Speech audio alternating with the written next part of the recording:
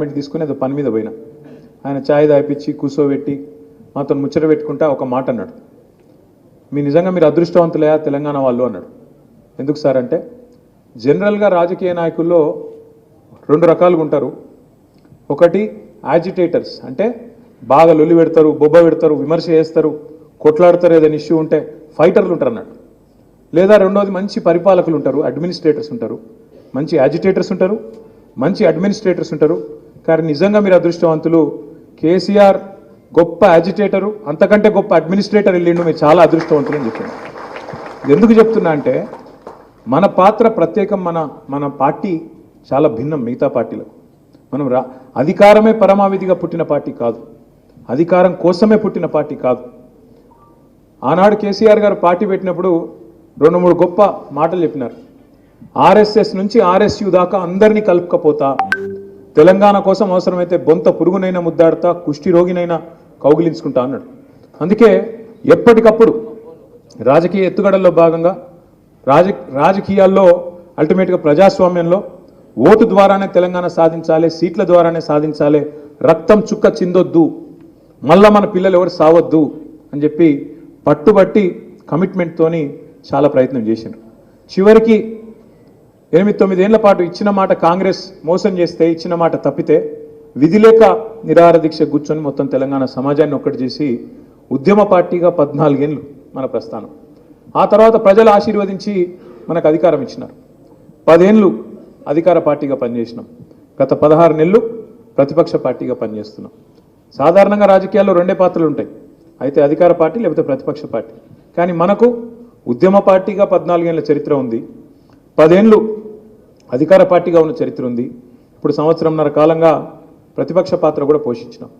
ఏ పాత్ర ప్రజలు ఇచ్చినా ఆ పాత్రలో ఇమిడిపోయి బ్రహ్మాండంగా ఆ ప్రజలకు ఒక గొంతునిచ్చింది ఖచ్చితంగా ఈ గులాబీ జెండా అనే మాట చెప్పక తప్పదు. ఇవాళ తెలంగాణ ప్రజల గుండె ధైర్యం ఈ గులాబీ జెండా. ఇదేదో ఆషామాషి పార్టీ కాదు, ఆల్తు ఫాల్తు కథ కాదు మనది. తక్కువ ఉంటాయి ఇట్లాంటి సినిమాలలో ఉంటాయి ఇటువంటి కథలు. చిన్నగా ఉట్టి ఒక విత్తనం లెక్క ఉట్టి ఎక్కడికి వెళ్ళి అంటే ఎవరు ఊహించలే ఇంత దూరం వస్తుంది కథ, 25 ఏళ్ళు వస్తుందని. ఇలా గా సందర్భం ఇది, ఏదో ఆషామాషి మీటింగ్ కాదు, ఆల్తు ఫాల్తు కథ కాదు ఇది. 25 ఏళ్ళు ఈ పార్టీ ఉంటుందని ఎవరు నమ్మలే. అప్పట్లో పెద్దలు అన్నారు, మకల పుట్టింది పుబ్బలో పోతుంది, ఈ పార్టీ ఉంటుందా, పాల పొంగు మీ పార్టీ, బుస్సుమని లేస్తారు, బుస్సుమని పడిపోతారు అని మాట్లాడినారు, ఇన్సల్ట్ చేసిండ్రు. కానీ ఇవాళ ఎవరైతే నా మాట అన్నారో వాళ్ళే ఇక్కడ లేకుండా పోయినారు. నేను అనేదల్లా మీ అందరితో ఒకటే, తెలంగాణ రాష్ట్రానికి సంబంధించినంత వరకు మనకు ప్రజలు అన్ని పాత్రలు ఇచ్చినారు. 10 ఏళ్ళు అధికారం ఇస్తే ఇదే హైదరాబాద్లో మనం ఎంత పని చేసినామో మీరే చూసినారు. అంత పని చేసినాం కాబట్టే చరిత్రలో మీకు మనం మర్చిపోతాం అప్పుడప్పుడు. మనకి ఏంటంటే తెలంగాణలోకి మన డబ్బా మనం కొట్టుకుంటే అలవాటు ఎక్కువ ఉండదు. మనకు వేరే డబ్బు కొట్టే ఛానళ్ళు లేవు, పేపర్లు లేవు. మరి మన డబ్బా మనం కొట్టుకోకపోతే ఇంకోరు కొట్టరు. కాబట్టి నేను మిమ్మల్ని కోరేది ఏంటంటే మన విజయాలు సామాన్యం కాదు. 2015లో గ్రేటర్ హైదరాబాద్ కార్పొరేషన్ ఎన్నికల్లో మీరు ఒక్కసారి తిరిగి చూడండి. ఆ రోజు 100 సీట్లు సాధిస్తామని నేను అంటే చాలామంది నవ్వారు. ఇప్పుడున్న రేవంత్ రెడ్డి గారు డైలాగ్ కొట్టిండు, మీరు 100 కొడితే నేను రాజకీయ సన్యాసం చేస్తా అన్నాడు. సరే చేయలే, అది వేరే విషయం. కానీ ఫస్ట్ టైం చరిత్రలో 150 సీట్లుంటే 99 సీట్లు సాధించి ఆ రోజు ఒక కొత్త చరిత్రను, కొత్త రికార్డు సృష్టించింది టీఆర్ఎస్. నిజంగా చెప్పానంటే జాంబాగ్ ఆనందేడవా ఉన్నాడా, ఈయనే ఉన్నాడు. ఇది కూడా గెలిచినాం మనం. సరే దానికి పేరే కథ ఉంది, కానీ కూర్చో 5 ఓట్లతో పోయింది.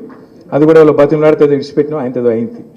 లేకపోతే సెంచరీ కొట్టినట్టే జరిగింది అది. తర్వాత 2018 ఎలక్షన్స్ వచ్చినాయి, అసెంబ్లీ ఎన్నికలు వచ్చినాయి. అసెంబ్లీ ఎన్నికల్లో కూడా ఏం విజయం అది.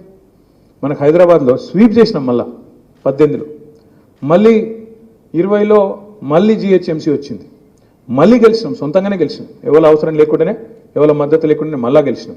ఏ పార్టీకి రికార్డు లేదు.